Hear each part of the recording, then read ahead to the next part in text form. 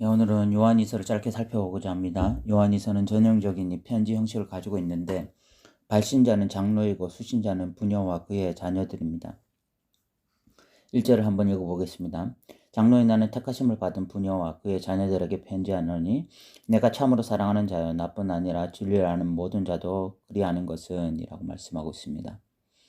여기서 이 장로가 누구인지 논란이 많이 되었습니다. 특별히 사도 요한이 아닌 다른 요한일 것이라 주장하는 자들도 있습니다. 이에 대한 이 학문적 논의는 여전히 진행되고 있는데 우리는 이 초대교회가 사도 요한의 글로 알려졌다는 점에서 사도 요한을 저자로 보려고 합니다. 이 수신자는 부녀와 자녀들이라고 말을 하고 있습니다. 여기서 이 부녀가 누군지에 대해서도 논란이 많은데 실제로 부녀를 의미한다고 보기도 하고 교회를 예수님의 신부로 보았을 때 교회를 지칭하는 것으로 보기도 합니다. 그런데 13절에 보면 택하심을 받은 내 자매의 자녀들이 내게 문안한다 라고 말을 합니다. 여기서도 이 자매가 실제적인 자매라면 이 자매의 자녀들은 조카라고 말을 할 수 있는가 했을 때 그렇지는 않은 것으로 보입니다. 이 자매 역시 교회를 지칭하는 하나의 단어로 보여지기 때문에 그렇습니다. 그렇기 때문에 이 부녀들은 교회 공동체를 지칭하는 이 대표성을 띤 단어로 보려고 합니다. 이 3절은 안부 인사를 하고 있습니다. 읽어보겠습니다. 우리 안에 가하여 영원히 우리와 함께할 진리로 말미암음이로다. 은혜와 긍휼과 평강이 하나님 아버지와 아버지의 아들 예수 그리스도로부터 진리와 사랑 가운데 우리와 함께 있느니라 라고 말씀하고 있습니다. 은혜와 평강은 그 당시 기독교 서신에서 흔히 볼 수 있는 안부 인사인데 이 특이한 점은 진리와 사랑을 강조하고 있다는 것입니다. 진리와 사랑은 이 요한 일서의 주제이기도 했습니다. 왜 요한은 진리와 사랑을 강조하는가 하면 첫 번째 이 진리와 사랑은 하나님께 속해 있다는 것을 증명하는 것이고 두 번째 그 당시 거짓 교사들의 잘못된 가르침 때문이었습니다. 이 사전에는 진리에 대한 말씀을 하고 있습니다. 읽어보겠습니다. 너희 자녀들 중에 우리가 아버지께 받은 계명대로 진리를 행하는 자를 내가 보니 심히 기쁘도다 라고 말씀하고 있습니다. 사도 요한은 성도들이 진리를 행하는 것을 보니 매우 기쁘다라고 말을 하고 있습니다. 만약 진리를 행하지 않고 살아가고 있다면 어떻게 표현했을까요? 진리를 행하지 않는 것으로 몹시 슬프다라고 말을 했을 것입니다. 결국 진리는 행해야 하는 것이죠. 주지주의, 주정주의, 주의주의가 있습니다. 이 세 가지는 기독교인들에게는 대단히 중요한 것입니다. 먼저 주지주의 입장에서 보면 무엇인가를 알아야 제대로 믿기 때문에 이 아는 것에 중점을 둡니다. 그래서 성경 공부나 교리 공부 등 열심히 성경 연구를 하는데 초점을 두고 있습니다. 주정주의라는 것은 머리로 알면 뭐하냐, 결국은 가슴이 뜨거워져야지 하면서 이 은혜 받는 데에 초점을 맞춥니다. 성경을 연구하면서도 가슴이 뜨거워지지 않으면 자신이 지금 성경을 제대로 연구하지 못하고 있다, 제대로 읽지 못하고 있다, 이런 생각에 빠지기 때문에 연구보다도 이 가슴이 뜨거워지기 위해서 힘씁니다. 주의주의는 알고 가슴이 뜨거워지면 무엇하냐, 행위가 있어야지 하면서 의지를 가지고 행동하려고 힘씁니다. 행위를 해야 진짜 믿음이라고 말하면서 그렇게 하는 것입니다. 여러분들은 어느 입장에 서 계십니까? 제대로 알고 믿지 않은 주지주의, 신앙생활은 가슴으로 해야 한다는 주정주의, 신앙생활에서 제일 중요한 것은 실천하는 것이라는 주의주의. 여러분은 어느 입장에 서 계세요? 성경은 이 세 가지를 다 말하고 있습니다. 요한이 진리를 행한다라는 이 표현 속에는 진리를 제대로 이해한다는 의미도 있고 진리를 뜨거운 가슴으로 품고 있다는 의미도 있고 그 진리를 따라서 살아간다는 의미도 있습니다. 그래서 요한은 기쁜 것이죠. 우리도 한 극단에 치우치지 않기를 바랍니다. 저는 극단에 치우친 사람들을 많이 봤습니다. 성경 연구는 열심히 하는데 행함이 없거나 가슴은 뜨거운데 알지 못하거나 행하는 삶을 사는데 결국은 참 지식이 없어서 그것이 율법주의로 빠지거나 이렇게 극단으로 빠지는 사람들을 많이 보았습니다. 우리는 이 세 가지가 적절하게 균형을 이루면서 결국은 진리를 행하는 자리에 있는 저와 여러분이 되셨으면 좋겠습니다. 5, 6절은 다시 서로 사랑하자는 권면을 하고 있습니다. 읽어보겠습니다. 부녀여 내가 이제 내게 구하노니 서로 사랑하자. 이는 새 계명같이 내게 쓰는 것이 아니요 처음부터 우리가 가진 것이라. 또 사랑은 이것이니 우리가 그 계명을 따라 행하는 것이요 계명은 이것이니 너희가 처음부터 들은 바와 같이 그 가운데서 행하라 하심이라 라고 말씀하고 있습니다. 요한은 사랑에 대해서 두 가지를 말하고 있습니다. 첫 번째가 서로 사랑하자는 것이고 두 번째가 사랑의 근거에서 계명에 순종하자는 것입니다. 그리고 이것은 처음부터 주장해온 바라고 말을 하고 있습니다. 요한이 이렇게 사랑을 강조하는 이유는 두 가지 때문으로 보입니다. 하나는 사랑이야말로 이 기독교의 최고의 가치이기 때문이고 또 하나는 공동체 안에 생각보다 이 사랑을 실천하는 것이 부족했던 것으로 보입니다. 교회는 서로 사랑하는 것입니다. 이것이 교회에 대한 정의 중 하나입니다. 그런데 고린도 교회를 보면 당파를 나누어서 치열하게 싸움합니다. 그리고 어떤 문제가 생기니까 성도들끼리 세상 법정에 고소를 해서 부끄러운 일을 행하기도 했습니다. 교회는 사랑으로 충만해야 되는 것인데 어찌 이런 일이 일어났을까요? 그리고 이런 교회가 되었을 때 교회는 어떻게 되는 것일까요? 저는 교회가 싸우는 이유는 1차적으로는 성도들의 이 인간적인 연약함 때문이라고 생각합니다. 그런데 더 큰 이유가 있다고 생각해요. 그것은 사탄의 음모입니다. 저는 신학생이 되고 이제 교회 현장에서 사역을 시작하면서 늘 그 고민을 했었습니다. 교회는 서로 사랑하고 그 사랑을 발판으로 세상으로 나아가 세상을 섬겨야 하는데 교회 안에서 서로 원망하고 불평하고 있는 모습을 보면서 너무 큰 실망이 들었습니다. 그런데 그 싸움으로 인해서 더 큰 문제가 있었는데 그것은 바로 세상으로 나가지 못하게 되는 것이었습니다. 교회 안에서 자중질환을 일으키니까 세상으로 나아갈 엄두도 내지 못하는 것이었어요. 물론 여기에는 성도들의 이 불순종과 제약이 큰 몫을 차지하지만 저는 사탄의 노림수가 있다는 생각을 계속해서 하게 되었습니다.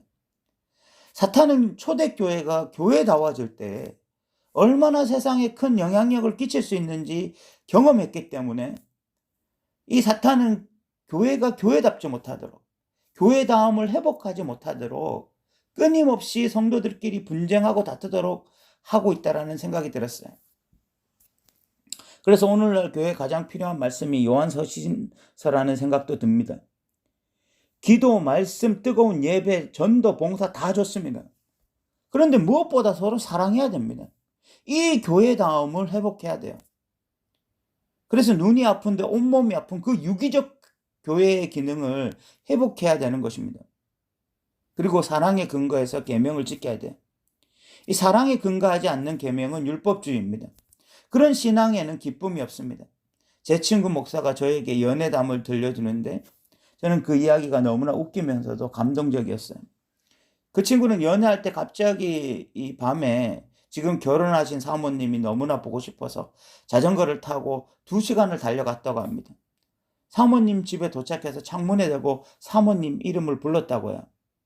그 사모님은 부모님과 함께 있기 때문에 밖으로 나올 수는 없었고 그냥 창문을 열고 손을 흔들어 주었다고 합니다. 그렇게 짧게 인사하고 다시 자전거를 타고 2시간 이 자전거를 타고 집으로 돌아왔다고 이야기해 주었습니다. 만약 그것이 반드시 해야 하는 일이었다면 어떻게 되었을까요? 저는 그 친구에게 우울증이 왔을 거라고 생각합니다. 그런데 사랑에 의한 행동이니까 그것이 기쁨이 되고 행복이 되는 것이었습니다. 오늘 우리가 하나님의 계명을 지키는 것은 뭐뭐 해야 한다는 의무감이 아니라 하고 싶은 열망이 되기를 소망해 봅니다.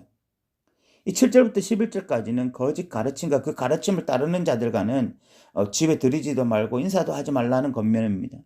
7절부터 9절까지는 이 거짓 교사들에 대한 이야기가 나와 있어요. 읽어보겠습니다. 미혹하는 자가 세상에 많이 나왔으니 이는 예수 그리스도께서 육체로 오심을 부인하는 자라.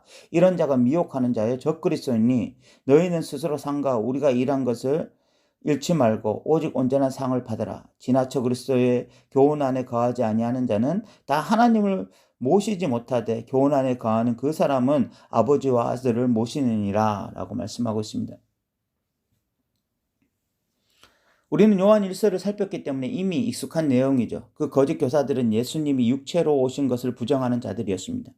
그런데 여기서 예수님이 육체로 오신 것을 부정한다는 것은 단순히 개인적으로 부정하는 것을 의미하는 것이 아니라 공식적으로 이런 메시지를 낸 것을 의미합니다. 그들은 공식적이고 공개적으로 예수님이 육체로 오신 것을 부인했습니다. 예수님이 육체로 오신 것을 부인했다는 것은 그들 입장에서는 하나의 주장이고 교리이겠지만 하나님이 계획하신 이 복음의 내용에 있어서는 심각한 문제가 아닐 수 없었습니다. 하나님은 첫 인류의 대표인 아담이 죄를 범함으로 세상에 죄가 가득하게 되었다면 두 번째 인류의 대표인 예수님을 통해서 세상에 의가 가득하게 되었다고 말씀하셨는데, 예수님이 육체로 오신 것을 부인하면 이 대표성의 원리가 깨지는 것입니다. 사탄은 이런 식으로 항상 복음을 변질시켰습니다. 에덴 동산에서 뱀이 하와를 유혹하는 방식도 말씀의 변질이었습니다. 그 이후에 교회사를 보면 언제나 복음의 변질은 일어났습니다. 오늘날 역시 참된 복음과 다른 복음이 각축을 벌이고 있습니다. 긍정의 힘을 쓴 이 조엘 오스틴이라는 목사가 있는데, 이 목사는 미국의 유명한 이 레리 킹이라는 사람이 진행하는 쇼에 나와서 레리 킹이 예수를 믿지 않는 자는 죽어서 어떻게 됩니까? 지옥에 가는 것입니까? 라고 정면으로 질문을 했을 때 그는 제대로 예라고 대답하지 못하고 요리조리 그 말을 피했습니다. 그 이유는 자신이 지옥 간다고 이야기했을 때 믿지 않는 자들의 비난을 두려워했기 때문이었습니다. 그런 사람이 긍정의 힘을 썼는데 그 책이 기독교 베스트셀러가 되었습니다. 기독교 내에 엄청난 영향력을 끼친 사람이 조엘 오스틴 목사예요. 그런 것을 보면 교회가 얼마나 다른 복음에 노출되어 있는지 단적으로 알 수 있습니다. 10절부터 11절까지는 그런 사람은 집에 들이지도 말고 인사도 하지 말라고 말을 합니다. 누구든지 이 교훈을 가지지 않고 너희에게 나아가거든 그를 집에 들이지도 말고 인사도 하지 말라. 그에게 인사하는 자는 그 악한 길에 참여하는 자임이라 라고 말씀하고 있습니다. 요한이 이렇게 말한 이유는 그 당시 성도들의 영적 상태와 밀접한 관련이 있습니다. 그 당시 성도들은 그런 거짓된 메시지에 계속 노출될 경우에 그것에 미혹될 수 있는 어린아이 수준이었기 때문에 그렇습니다. 우리가 성숙해지고 견고해지면 우리는 이단에 속한 자, 사이비에 속한 그런 자들에게도 다시 기쁜 복음의 소식을 전해야 할 것입니다. 12절 13절은 안부 인사로 편지를 마치고 있죠. 내가 너에게 있을 것이 많으나 종이와 먹으로 쓰기를 원하지 아니하고 오히려 너에게 가서 대면하여 말하라 하니 이는 너의 기쁨을 충만하게 하려 함이라. 택하심을 받은 내 자매의 자녀들이 내게 문안하느니라 라는 말로 이 서신서가 마치고 있습니다. 우리는 요한 1서를 주의 깊게 살폈기 때문에 요한 2서는 수월하게 이해할 수 있었습니다. 요한 2서는 어떤 면에서 요한 1서의 앞쪽판이라고 할 수 있습니다. 분명한 것은 교회는 두 가지를 확실하게 가지고 있어야 된다는 것입니다. 하나가 진리고 하나가 사랑입니다. 진리에 견고하게 서야 이 세상의 빛과 소금의 역할을 감당할 수 있을 것입니다. 오늘날 이렇게 이단과 사이비가 넘쳐나고 특히 신천지와 같은 이 이단들은 교회 안에 들어와서 포교 활동을 하고 있는데 교회가 여기에 무방비로 넘어갔었습니다. 이는 진리에 견고하지 서지 못했기 때문에 이런 현상이 나타난 거예요. 교회는 다시 진리 위에 굳건히 서야 되고 성도들도 이제는 진리를 제대로 배워야 됩니다. 복음을 굳건하게 믿어야 됩니다. 그러기 위해서 열심히 배워야 되겠죠. 그리고 서로 사랑해야 됩니다. 사랑해야 세상의 빛과 소금의 역할도 감당할 수가 있습니다. 교회다움의 첫 번째는 서로 사랑하는 것입니다. 우리의 예배가 얼마나 뜨겁고 목사님의 설교가 얼마나 좋고 우리가 얼마나 열정적으로 기도하고 우리가 얼마나 성경을 열심히 읽고 그런 것은 두 번째 문제입니다. 교회는 사랑하는 곳이어야 돼요. 우리 한국교회가 세상 사람들이 한국교회 하면 떠오르는 이미지가 서로 사랑하는 교회이기를 소망해 봅니다. 오늘 또 들어주셔서 감사합니다.